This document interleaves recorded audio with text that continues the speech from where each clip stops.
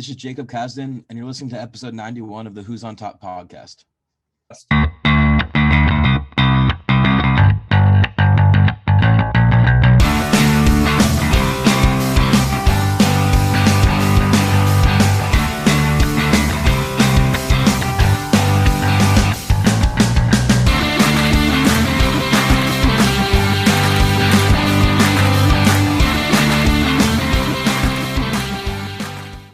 All right, so let's get into the main crux of this show, and that is the Eli Manning Hall of Fame debate. We've been teasing it for months, maybe years. I think the first episode I ever came on, we were talking about Eli Manning in the Hall of Fame. I think that was January. We were. So we've been teasing this, but now we've all done our research. We're ready to get into it.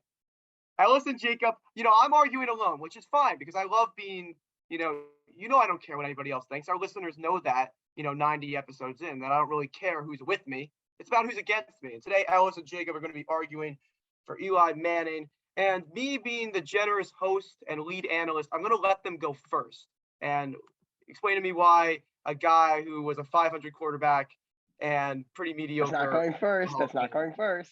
Jacob, you take it, and I'll take it. You go first. I'm opening my stuff still. All right, I'm not going to give you. I'll start off with just my general argument. All right, Eli Manning is a Hall of Fame quarterback. Now, he is not. I'm not arguing he is not an elite quarterback, an all-time quarterback like one of the greats. But the Hall of Fame has no longer been. Has never been a quarterback about only generational quarterbacks can get in. It's about legacy. It's about history to the game, plus how good you are. With the current criteria with the Hall of Fame, including the current quarterbacks with the Hall of Fame, you have to say Eli Manning is a Hall of Famer. Now, if you want to go with the generational quarterback argument, you can make that argument. I will say Eli Manning is not a Hall of Famer, but then we have to argue about tons of other quarterbacks, which I can mention, that also do not belong in the Hall of Fame, like Eli Manning, who are not generational quarterbacks. To tease a few, we can get into them if we want to. Big Ben, Joe Namath. But in my regards, with his legacy, 2 Super Bowls, and his stats, and really his Iron Man, which his stats come from him being an Iron Man in the NFL, Eli Manning deserves to be in the Hall of Fame. Jacob, anything to add from that? Yeah, I mean, in NFL history, there's only been 5 players to win multiple Super Bowl MVPs: Brady, Bart Starr, Terry Bradshaw, and Joe Montana, and Eli Manning. All of them are Hall of Famers. And I think there's no reason Eli Manning will not and should not be in the Hall of Fame. Okay, well, I have some rebuttals, but I'm going to just start with my opening statement that when I look at quarterbacks for Hall of Fame, I'm a small Hall of Fame guy. And what that comes to in the NFL means that I'm only looking for the elite of the best quarterbacks. And Eli Manning was never best of the best. He was never even top 10. And if you look at passer rating, which passer rating is flawed, hey, Ellis, my opening statement. All right, stop talking in the mic, okay? I didn't talk during yours. I just right, you were thinking about it. And only once in his 16-year career did Eli Manning finish in the top 10 in passer rating. Top 10. That means he was average to below average 15 out of his 16 years. And in terms of winning, everyone's like, oh, Eli Manning's a great winner. He was a 500 quarterback in his career. And he was a great winner when it counted. When it counted, he won playoff games in only 2 out of his 16 years. Okay, and we could go into that 07 playoff run. I can't say anything about that 2011 playoff run. Okay, he was spectacular, but one great playoff run doesn't make you a Hall of Famer. Okay, what makes you a Hall of Famer is consistent greatness, elite top of the level performance, and consistently winning. And Eli Manning did none of those 3. I want to start off with the 500 because I knew you'd bring this up, the 500 QB record. I find that a little unfair because at the start of his career in his prime, he actually had, I'm trying to bring it up. He had a very good record and I'll bring up the actual number in a second, but really his 500 record came from his last 1, 2, 3, 4, 5, 6 seasons in which he had 5 losing seasons out of 6. Before those last 6 seasons, he only had 2 losing seasons, and one of them was his rookie year. So he really, before his last 6 seasons, he really wasn't a losing QB. Sure, he was never a playoff great other than those 2 runs. That's fair. He never got past the first round other than those 2 runs. But to say he couldn't win games is a bit unfair because I think he played 16 seasons, right? 16? Yeah. Yeah, Mhm. 16 seasons. And his first 10 seasons, 8 of his seasons were winning. 2 of them were losing. One was 7-9. The first season he was 1-6. Okay, he was a rookie. So if you take out his rookie year, his first 9 seasons, he had 8 winning seasons. So really, it's like it comes down to the fact that his team, and frankly, he declined, but his teams the last 6 years also just sucked. So I find it just unfair for him to call him a 5-win quarterback. That's my first thing with that. But Ellis, we could say, but what if and cherry pick, and if you take out this, then you put in that, and you carry the 7. But here's the thing: you got to look at his whole resume. He played 16 years. You got to count all 16. If he's on the field, I'm going to evaluate his level of play, regardless of who's around him or how old he is. And the point is, in all the games he played, which was, I believe, 234, he went 117 and 117. And that's not a Hall of Fame quarterback. No, but I'm saying his record isn't indicative. Like everyone, like the whole thing is Eli Manning's record is perfectly Eli. The fact that he's 500, Eli Manning, that's not true. That's not true because in his prime, he was a very good quarterback with a very good record, despite not having playoff success on his 2 runs. So I think fair. You have to assess his every single year, but I don't think his 117 record is indicative of him being an average quarterback. And on top of that, I'm not admitting Eli Manning was a top 5 quarterback in his generation. I'm not. I would argue he's top 10 in my opinion, but I'm not admitting. But what? Okay, but I'm not admitting he's a top 5. You want me to get into it because I made a list? You want to go? You want to break this down? Sure. Go ahead. All right, you're gonna hate this. Shit, where am I? Okay. Here are the quarterbacks. So I made a list of all the quarterbacks who were played at least 5 years at the same time of him. So either. Wait, hold on, Fox. Question for you. Yeah. Do you not value playoff success? No, I do, but it's the same reason I think Julian Edelman is not a Hall of Famer. Where if Julian Edelman was arguably better in the postseason, he doesn't have the stats. Eli Manning. He doesn't have the stats in his career. Neither does Eli Manning. Eli Manning's top 7 all time in pass yards and touchdowns. Drew Lock is traded to the Seahawks. That's really interesting. Yeah, Drew Lock's part of the trade. Eli Manning 7th all time in pass yards and touchdowns. But that's so inflated by his by the era he played in. If you look at his touchdown percentage, it was 4.5, which is 74th all time. You know who that's less than? It's less than Ryan Tannehill. It's less than Matthew Stafford. It's less than Matt Ryan. And it's barely ahead of Ryan Fitzpatrick. So he threw a lot of touchdowns and yards just because he threw a lot. If you look at it at an efficiency standpoint, he's had an 84 passer rating, as I said many times. That's below so many guys. We're not even close to Hall of Famer. But then why is Big Ben a Hall of Famer? Because he was not a top 5 quarterback either. Fall into my trap, Ellis. Why was Joe Namath, George Blandon? Joe Namath is pretty much only in the Hall of Fame because of that 1 Super Bowl win. So like you have to. The thing is, if you're going to say Eli Manning's not a Hall of Fame, you have to take out, I would say, at least 5 quarterbacks from the Hall of Fame, maybe even 6 from the quarterback Hall of Fame right now, and not include Big Ben as well. I just don't think it's. I think with the current way the Hall of Fame is structured, it's not just generational quarterbacks. Okay, so let me respond to that because I came ready for that. Okay, I knew you're going to pull that shit out. Okay, because you've done it in our text messages. If you look at Joe Namath, he led the league in yards 3 times, yards per attempt twice, touchdowns once, yards per completion 3 times, average net yards per attempt once. He actually finished in the top 5 in MVP, which Eli Manning never did.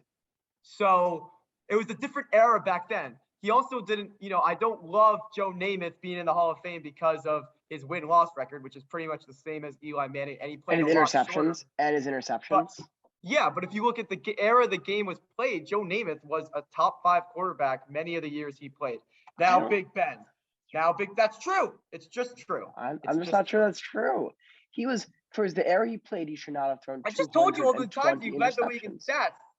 Eli Manning never led the league. That doesn't mean he was a top 5 quarterback just because he threw 220 interceptions for the era. That's the era they played. That is the era. That is What? the Where they era. didn't throw the ball, he should have thrown less interceptions. They didn't throw the No, ball back then. They ran Most it. quarterbacks threw more interceptions than touchdowns in the era he played. Nobody threw for as many yards as he did. And I'm not sitting here arguing Joe Namath is a surefire Hall of Famer. I say he's on the very, very edge, but he's ahead of Eli Manning. Now to get to Ben Roethlisberger, because Ben Roethlisberger is a Hall of Famer. We look at completion percentage. Big Ben 64, Eli 60. Touchdowns, Big Ben 418, Eli 366. Yards, Big Ben has a 7,000 advantage. Passer rating, Big Ben 93, Eli Manning 84. Yards per attempt, Big Ben 7.6, Eli 7.0. And wins loss, here's the big one. 165-81 for Big Ben, 117 for Eli Manning. And Look then at the losing talent seasons, disparity on the team. Ben had 1, Eli had 6. Yes, we could talk about talent disparity, and Big Ben undoubtedly had some pretty good teams, but so did Eli Manning. Eli Manning had good teams that carried him to the Super Bowl. He had one team that carried him to the Super Bowl, and he didn't even. And that, by the way, that whole 2007 he sucked narrative. Yeah, he wasn't. He didn't lead the team to the Super Bowl, but he didn't suck either. That wasn't a full carry. He didn't suck, but he doesn't win that without some tremendous performances from his defense. Sure, but to compare, listen, win-loss record, I understand it's a big thing, but a lot of that is out of the quarterback's control. Big Ben came into the NFL with Hines Ward, the bus. I could say the same thing for you because Eli came into the league with Tiki Barber, a Pro Bowl running back. He came in with Amani Toomer, a true #1 receiver, and Michael Strahan, the best pass rusher of his generation. So we could play this game. Randall. We could play this game all year, all day long about who had the better team. But Eli Manning. Ben Roethlisberger. If you just look at the stats, it's really not even close between him and Eli Manning. And Big Ben is not even. I don't even know if he's a surefire Hall of Famer, but he is a Hall of Famer, and Eli Manning's way behind him. Like, you keep bringing that up, like, oh, let's compare Big Ben to Eli Manning, but it's really not even close. It really is. I think it is. I think Big Ben's a little better than Eli Manning, sure, but like he's not a generational quarterback. And if you're arguing that the only ones in the Hall of Fame should be generational quarterbacks, again, I just don't think you can argue Joe Namath was better than Eli Manning. You can argue Big Ben was better than Eli Manning, and you might be right, but they're not generational quarterbacks, and they don't deserve to be in the Hall of Fame by that logic. And we talk about playoffs, and you say he was only good for 2 years. Listen to and we talk about all the great quarterbacks that played this year. Listen to the quarterbacks he beat in the playoff. Tom Brady twice, Aaron Rodgers. I thought quarterbacks wasn't about wins and losses. You just said quarterbacks wasn't about wins and losses. I'm talking about in the postseason and the teams he played. Well, you can talk about the teams. 16-0 Patriots team. 2011's Patriots team was stacked as well. He beat that 13-3 Aaron Rodgers team. He beat the Brett Favre team that I think was 13-3 as well, or 12-4. I can't exactly remember, but either way, ridiculous Aaron Rodgers team. The all-time great 2011 San Francisco defense. These are teams he beat in the postseason. He was a postseason monster. And the fact that he won 2 Super Bowls with 2 Super Bowl MVPs, that's like how many quarterbacks have done that? He is undoubtedly, you can't tell a story of the league without mentioning Eli Manning. That's not what the Hall of Fame is about. But in my opinion, it is. He should be in the Hall of Fame museum, but he shouldn't get a bust. But I think that's what the Hall of Fame is about. Who can't tell a story without. It's about what the museum is about. It's not about what the actual player collection is about. It's not about you don't give a guy a bust for having a great story. You give him a bust for being consistently great. Well, okay, yes. And being one of the best to ever do it. His story mixed with the fact that he's top. You can say it's because of there he played, but also because he never got injured. Mixed with the fact that he's top 10 in passing yards and touchdowns is enough for him to make the Hall of Fame. It's enough. Is Matt Ryan a Hall of Famer? He's in the top 10 in passing yards and touchdowns. But that's not fair because Matt Ryan hasn't won 2 Super Bowls. He's only been to one. He lost it.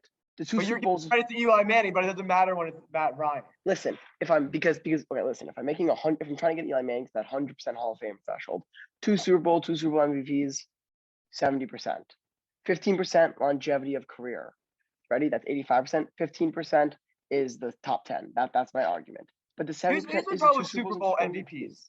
When you get these Super Bowls without a high-scoring game and without a true defensive performance for the ages, they're just going to give it to the quarterback. So Eli Manning in 2007 right? Went 19 for 30 in the 2007 Super Bowl, went 19 for 34, 255, 2 tutties, and an interception.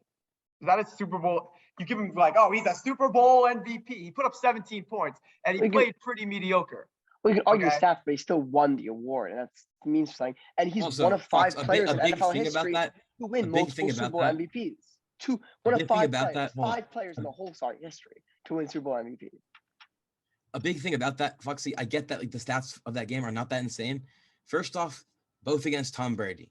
Second off, both comeback wins on the last drive of the game.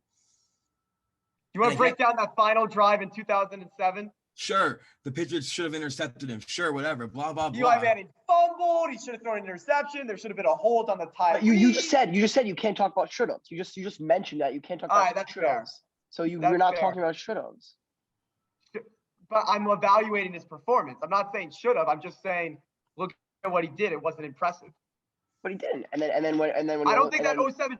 I do not think that 07 touchdown drive was that impressive because I think he got 3 lucky breaks. I'm sorry. I'm sorry. Okay, but then that's ridiculous because can you say that? Okay, I'm gonna regret. Can you say that Tom Brady 28-point comeback was not impressive because he got so many lucky breaks in that comeback?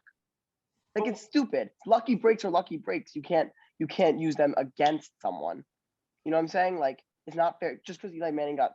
First off, what's the third lucky break? I know there was a fumble that was recovered. The fumble, the fake intercept, the should have been interception. I don't know the third one, but we got 2, whatever. I'm just saying, look, I don't like discrediting someone's performance, especially in a Super Bowl. But I don't like when you guys are like Super Bowl MVP. Like you keep bringing that up as like it's some big thing. He's one of the only 5 to win 2 Super Bowl MVPs.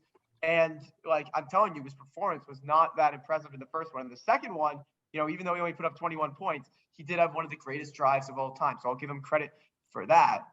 But if you look at the 2007 postseason run, all right, you just look at it from a whole. The first 2 games, he averages 175 passing yards a game. In the NFC Championship game against the Packers, which you just gave him a ton of credit for beating them on the road, he went 21 for 40, 251, 72 passer rating. It took a Brett Favre interception for him to be in position for a game-winning field goal. And even in 2011, it took 2 fumbles by the 49ers punt returner to set up Eli Manning Fox. Sure. But Manning's Super Bowl XLII performance ranked 11th best among QBs by PFF in the Super Bowl. 11th. So how can you say he played bad when by PFF he ranks 11th? Like, okay, I'm not saying he necessarily doesn't deserve the MVP, but the fact is that he got it. You're right. I shouldn't compare. You were actually right with your point that like it's not fair to compare Big Ben what ifs. But the fact that he is one of 5 players, and if you look at the list of those 5 players, all of those are surefire Hall of Fame QBs. Eli Manning is not a surefire Hall of Fame. He's a back-end Hall of Fame QB. But the fact that he's one of those 5 players already makes up 70 to 75% of his resume why he should be in the Hall of Fame. Look, I think this all comes down to, we have different perspectives on Eli Manning's career. One of my first memories, and not saying this influences my argument in any way, but one of my first memories of Eli Manning, of football in general, was Eli Manning making that comeback against the Patriots. And, when I started getting to football, Eli Manning was pure butt cheeks for the last 5 years of his career, like you pointed out. But you guys, when you were watching football, Eli Manning was the Super Bowl hero. He led so many. He was great in the clutch. He's a little bit like Matthew Stafford in that sense, that he was terrific with the game on the line. One of the best clutch QBs ever. But it also comes down to what we want the Hall of Fame to be. And you guys like stories. You guys want, you guys want a big Hall of Fame full of all the guys who influenced the game. I'm not like that. As I've said many times, I only think there are 5 QBs from this last 10, 15 years who deserve to be in the Hall of Fame. And that's Brady, Breeze, Rodgers, Peyton, and who's the last one? And Big Ben. Okay? So I'm a small Hall of Fame guy because I think you need to be at the top. Think you need to be a generational talent to be a Hall of Famer. You can talk about a guy like Terrell Davis who only had 5 good years, and he's a Hall of Famer because what he did in those 5 years exceeded everything. Kurt Warner had one of the best offensive seasons of all time. So even if the stats don't put it all the way, look, here's the thing. You either need to have incredible, consistent longevity, or you need to have an amazing peak. No, he didn't. I know you're going to say, great longevity. He had great longevity. That's why I put in the word consistent. consistent because he wasn't George consistently Blanda. great. George Blanda was average. Well, not average, above average. But George Blanda, all his calling card for the Hall of Fame is practically his longevity. He wasn't a great quarterback at his time. Like, I just don't think it's fair. I know what you think of the Hall of Fame, but I don't think what the Hall of Fame actually has become is fair to leave out Eli Manning, because the Hall of Fame isn't about the generational quarterbacks. Because as I said, I don't think Joe Namath is I think Joe Namath, by the way, belongs in the Hall of Fame, but I just don't think he's a generational quarterback. I don't think George Blanda is a Hall of Fame quarterback, generational. I don't think Sonny Jurgensen is a Hall of Fame quarterback. He had also another quarterback with a losing record. These guys are quarterbacks. I know it's a different era, but if you look at the era, there were better quarterbacks at that time than these guys, and they're in the Hall of Fame because of their story in the game. And I believe that's fine. Here's the thing. First off, you're comparing Eli Manning. If Eli Manning was to be elected, he would not be the worst player ever elected in the Hall of Fame. But is that the standard we want to go for? To say, oh, you're better than George Blanda. Then Matt Ryan would be a Hall of Famer. Then Ryan Tannehill would be a Hall of Famer. And George Blanda was in, not just because he was a great quarterback, but also because he was a punter. He played till 48. He did stuff that no one has ever done. Fair enough. It goes farther than that. I don't want to compare Eli Manning. Like, obviously, if you compare Eli Manning to guys in the 1950s when quarterbacking was terrible. But you have to compare them because that's who's in the Hall of Fame. Those are his quote unquote. I want to compare peers. But I don't view them because the game changed so much. I don't view them as his peers. I view the players. They have to be. If they're in the Hall of Fame, they're in the peers. There's peers. And I don't, because it's a different game. I can't compare people from the 1950s when no one was throwing the ball more than 5 yards downfield and there are no rules. This is a silly argument, but also Eli Manning was in potentially the reason why he's not top 5 for many of his career is because he was in 4 of the top 5 potentially greatest quarterbacks of all time. So he gets a little backpack because Rodgers, Brady, Breeze, who's the fourth one? Manning, Rodgers, and Brady are all top 5 QBs of all time. So yeah, of course, like I'm not arguing Eli Manning's top 5 of all time, but he's been sandwiched behind those guys his entire career. And just because he was behind those guys doesn't mean he doesn't deserve to be a Hall of Fame. Just because he's not top 5 quarterback of all time doesn't mean he's not a Hall of Fame quarterback, is my point.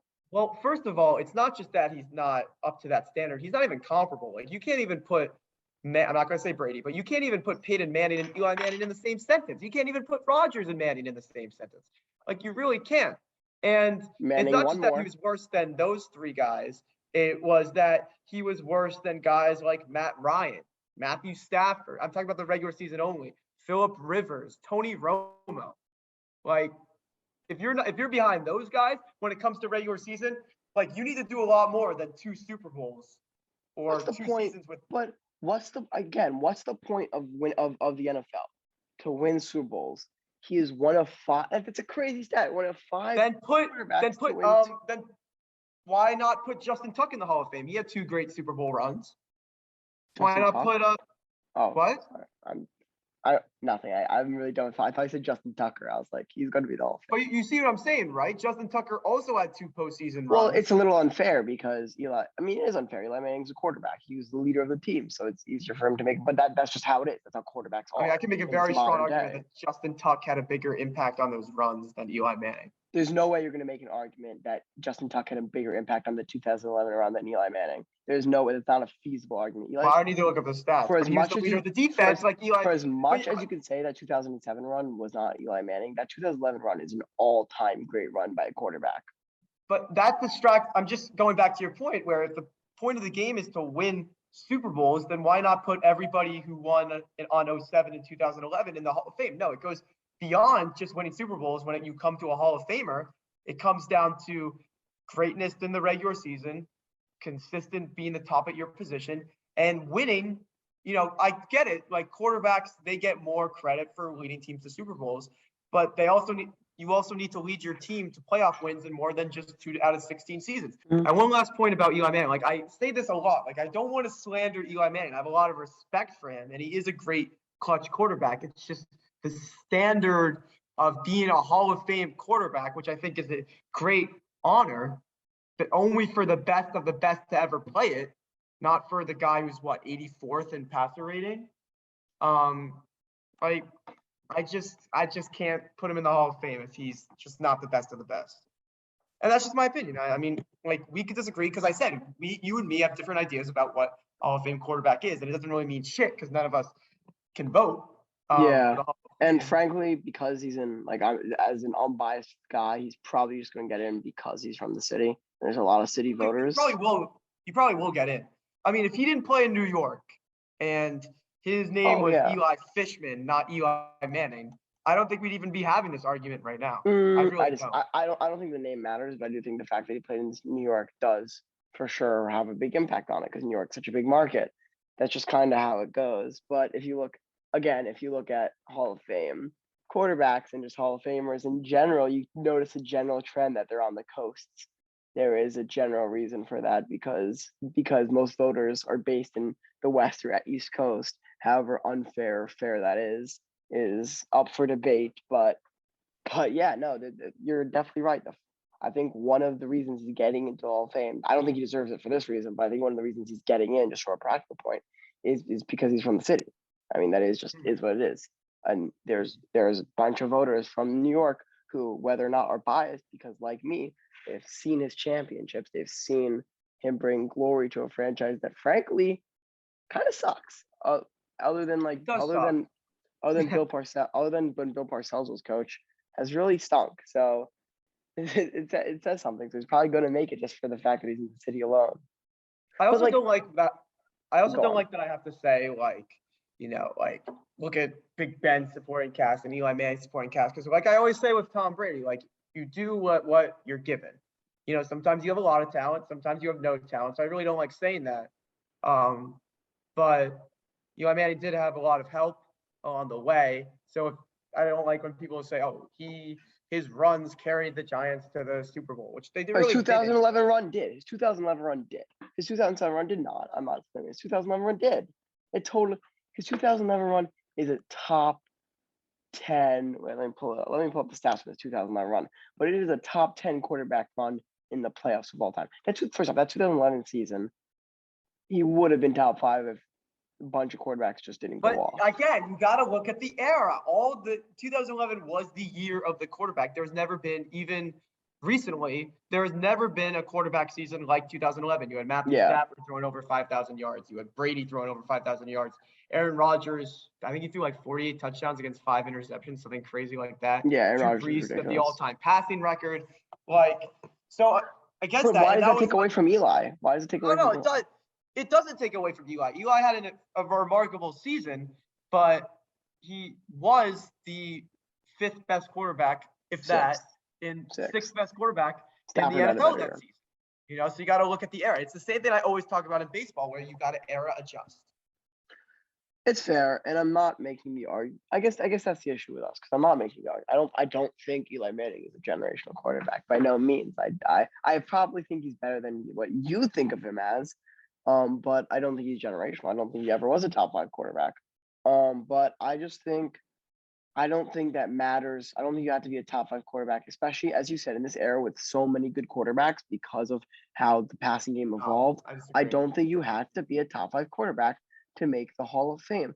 And and one more thing, I hate the Phillip Rivers, I hate the Matt Ryan, I hate the Matthew Stafford argument, because it's disingenuous, because even though they have similar or even better stats, they don't have 2 Super Bowls with 2 Super Bowl MVPs, and they didn't beat the dynasty of the Patriots. So it's not fair to make that argument.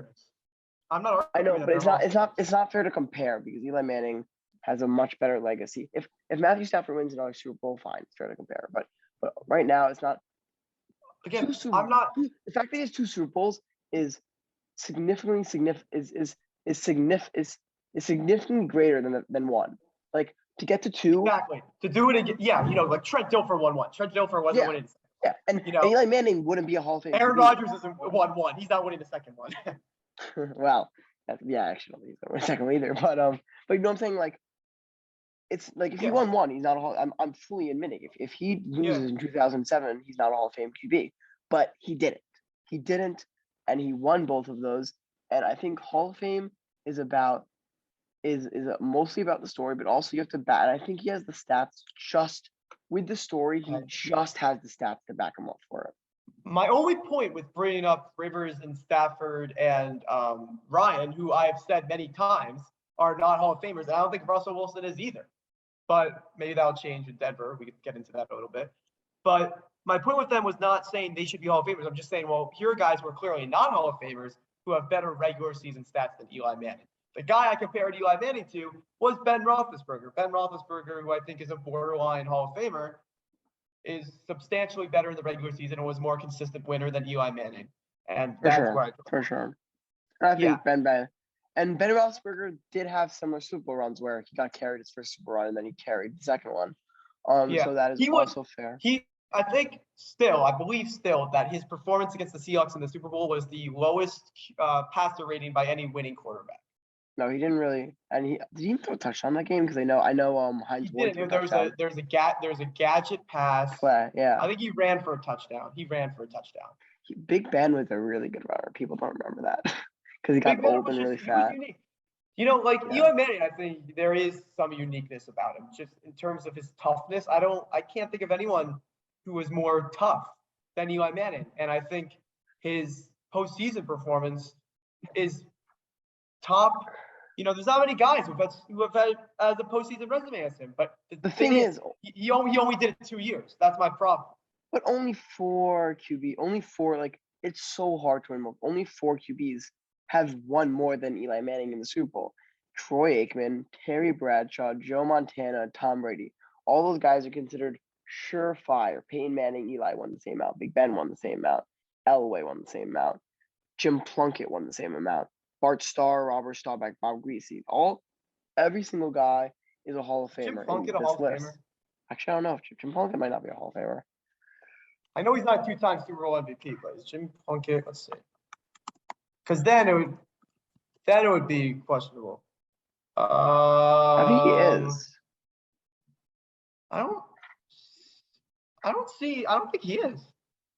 I don't think he is. No, he isn't. You're right. He's not. All right. So that does give some precedent.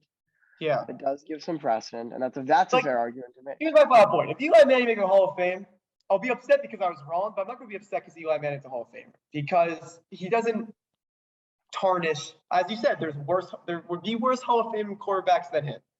George Blanda, Sammy Bob. No, who did you say? Sonny Jorgensen. Jorgensen was trash. I don't know how. They didn't know what they were doing back then. But respect to Eli Manning. And you said you don't. I think you do. You have to try your best to compare him to these guys, even though it's a different era, because those are who he's being brought. He's not just being thought up against as Breeze, Brady, Rodgers. That is fair too to look against him as well, but he's also being looked at about other guys who made the Hall of Fame. You have to compare criteria. If John Elway made the Hall of Fame, does Eli Manning deserve to make a Hall of Fame? The difference there is that it's a different era. The game is completely different. So it's really hard because there's no era-adjusted stats yet for the NFL, which I keep arguing there should be. There should be something called passer rating plus, which adjusts for the era. But I keep saying that how can you compare when the game's completely different? The rules are completely different. The stats are completely different. So I got to compare Eli Manning to when football looked like it does now, which are the players of the last 20 years, which he doesn't stack up against. Also, I guess my last argument before I think we've exhausted the subject is that, and this is really only the cherry on top, but Eli Manning made 210 consecutive starts from 2004 to 2017. There has to be some praise for that longevity. Obviously, longevity floats him to Hall of Fame, but I think if Eli Manning is, again, if I'm trying to get to that in my mind, I'm trying to get to that 100 points to get to the Hall of Fame, right? And in my mind, Eli Manning is 98, 97. He's towing that line. I think that longevity gives him an extra 5 points and puts him just above. And I'm not one of those crazies that think Eli Manning's the first ballot. He's not first ballot Hall of Fame. That's not true. Anyone who tells you otherwise is different. I think Eli Manning deserves to sneak into a Hall of Fame as a low-tier Hall of Famer and get the honor for beating. Because, again, I know you don't care about this, but I think the fact that it's also who he beat in the Super Bowl. I think it is important that he took off Aaron Rodgers, he took off Brett Favre, and he took off Tom Brady twice. He beat arguably the best team of all time in the Super Bowl, arguably. And then he did it again with Tom. Yeah, I guess I just made this point, and I know you don't care necessarily, but you cannot tell the story of the NFL without Eli Manning, and because of that, he's a Hall of Famer. That gives him. This is just the problem. That gives him 70 to 75 points in my mind for the Hall of Fame. His stats give me 20-ish. His longevity gives me an extra 6, 7. That puts him over the top. That's how I see it in my mind. Well, the story of Eli Manning plays into his credentials. Like his great story is winning Super Bowls, and he has 2 Super Bowl MVPs, as you said. Like it's not like we're talking about an amazing catch like Odell Beckham Jr. Like that to me has no impact on whether you're a Hall of Famer or not. No, yeah, no, Making one great catch. So that's why I'm saying it ties into his legacy. And I do care about that. I just don't think you could say, well, that's a great story. I don't think that's not what I look for. We look for different things, and I think that's the big summary of we just have different interpretations.